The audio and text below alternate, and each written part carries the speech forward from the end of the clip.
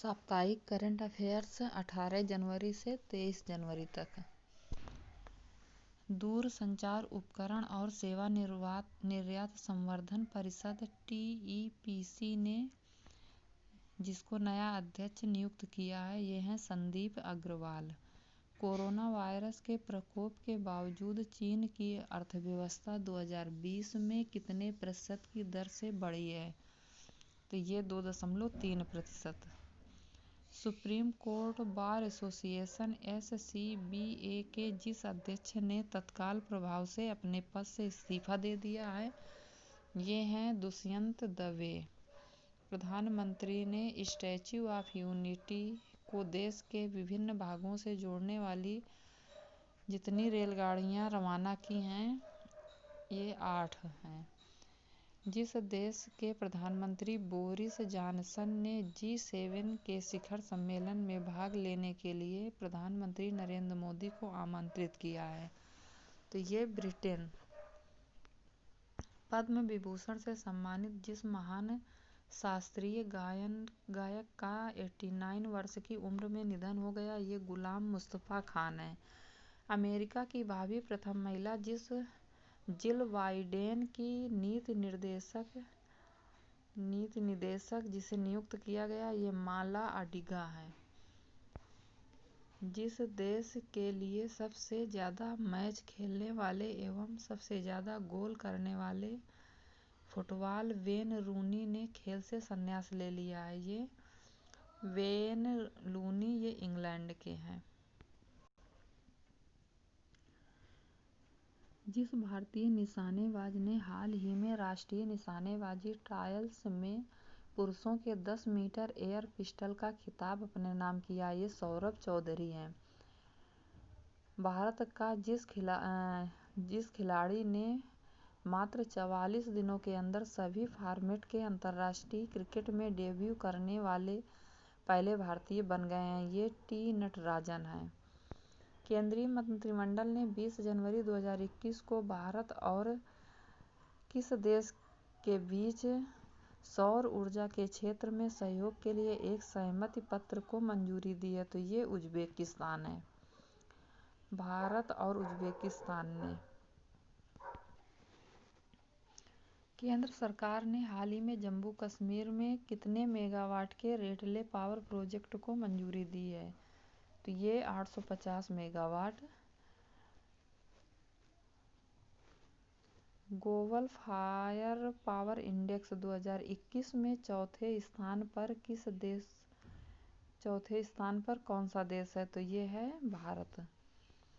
जिस देश ने नई high speed maglev magnetic levitation train के लिए प्रोटोटाइप का अनावरण किया है?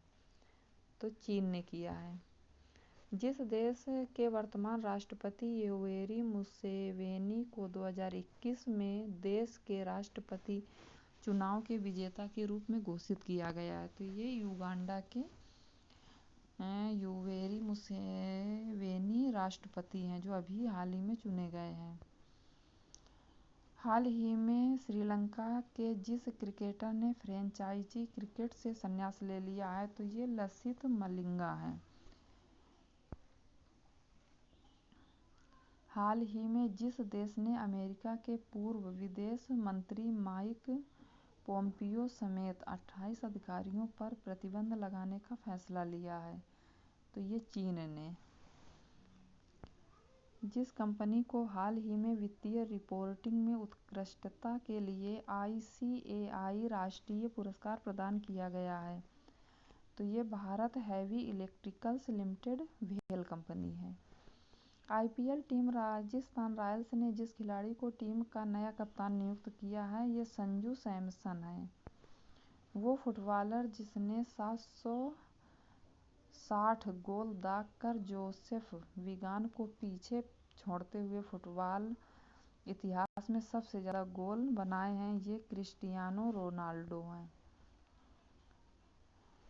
कौन सा वो राज्य सरकार जिसने हाल ही में महात्मा गांधी राष्ट्रीय ग्रामीण रोजगार गारंटी अधिनियम मनरेगा के तहत कार्य दिवसों की संख्या को मौजूदा 100 दिनों से बढ़ाकर 150 दिन करने की घोषणा की है, तो ये उत्तराखंड राज्य है। अडानी समूह ने हाल ही में जितने हवाई अड्डों के विकास, संचालन और प्रबंधन के लिए भारतीय विमानपत्तन प्राधिकरण AAI के साथ एक रियायत समझौते पर हस्ताक्षर किए हैं, तो ये 3 हैं। कितने हवाई अड्डों के विकास के लिए, तो 3 हवाई अड्डों के विकास के लिए। वो राज्य सरकार जिसने बागवानी विकास मिशन की घोषणा की है, तो ये गुजरात राज्य ने की है। किस ट्रेन का नाम बदलकर नेताजी एक्सप्रेस कर दिया गया है, तो ये हावड़ा कालका मेल एक्सप्रेस के नाम को बदल करके नेताजी जी एक्सप्रेस कर दिया गया है। ये 125वीं सुभाष चंद्र बोस जी की जयंती पर किया गया है, 23 जनवरी को। भारतीय रिजर्व बैंक RBI ने धोखाधड़ी के मामले में उसे बताने में देरी के लिए स्टैंडर्ड चार्टर्ड बैंक पर कितने करोड़ रुपए का जुर्माना लगाया है, तो ये 2 करोड़ रुपए है, 2 करोड़ रुपए। जकार्ता में आसियान सचिवालय में भारत का अगला राजदूत किसे नियुक्त किया गया है, तो ये जयंत खोब्रागडे हैं।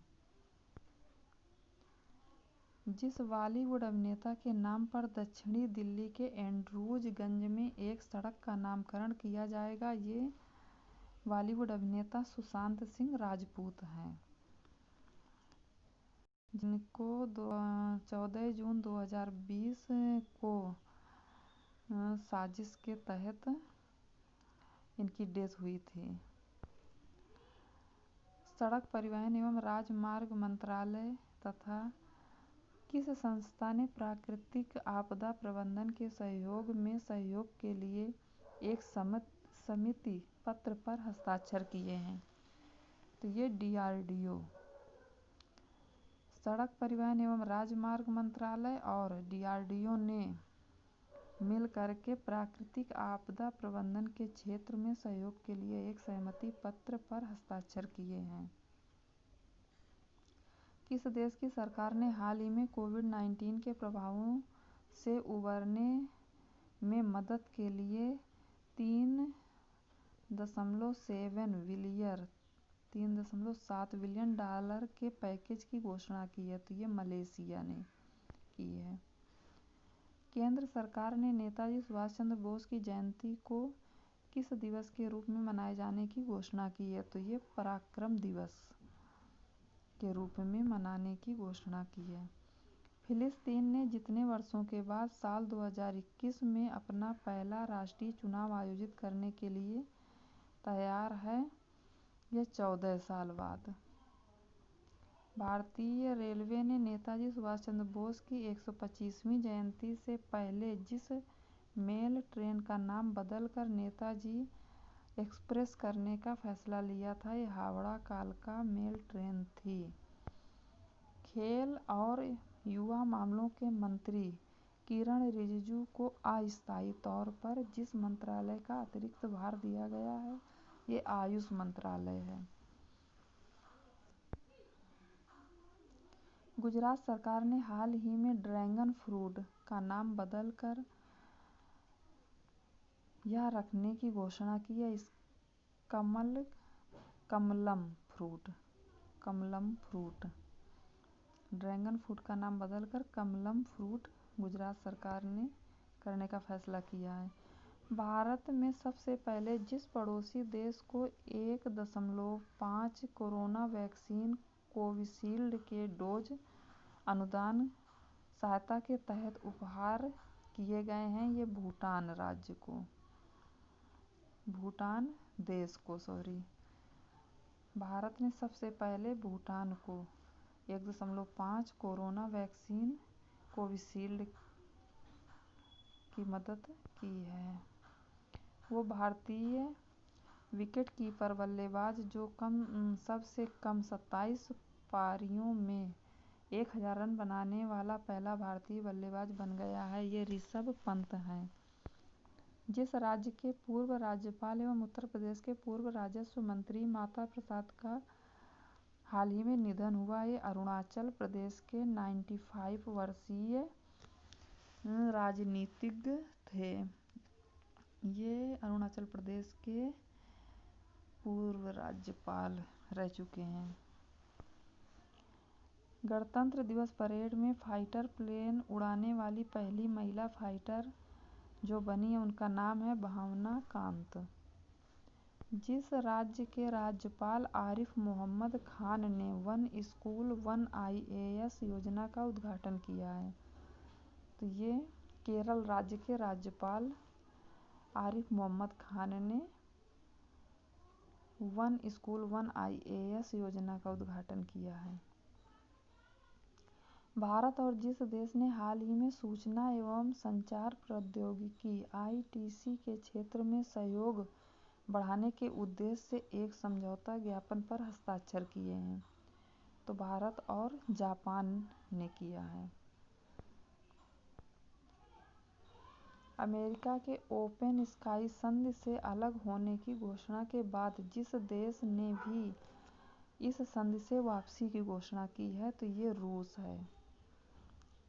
ओपन स्काई संधि से अलग होने की घोषणा की है रूस ने। अमेरिका के नवनिर्वाचित राष्ट्रपति जो बाइडेन और उपराष्ट्रपति कमला हैरिस की टीम ने भारतीय मूल की जिसको व्हाइट हाउस में नेशनल इकोनॉमिक काउंसिल का डिप्टी डायरेक्टर नामित किया गया। ये समीरा फाजली हैं। आधार कैंसर संस्थान की जिस अध्यक्षता का 19 जनवरी 2021 को 93 वर्ष की उम्र में निधन हो गया, ये डॉक्टर वी शांता हैं।